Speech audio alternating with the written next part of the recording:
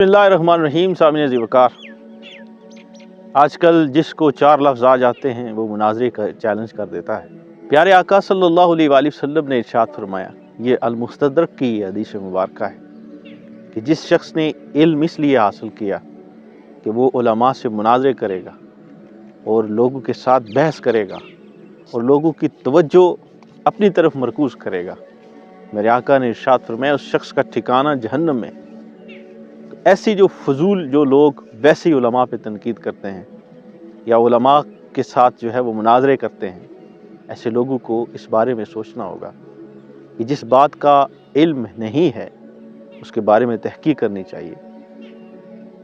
हर चीज़ जो है वो हरफ आखिर नहीं होती, हर चीज़ का हमारे दीन इस्लाम में हर उस चीज़ का सबूत मौजूद है। अल्लाह ताला हमें ऐसे फितना परवर लोगों से महफूज फरमाए।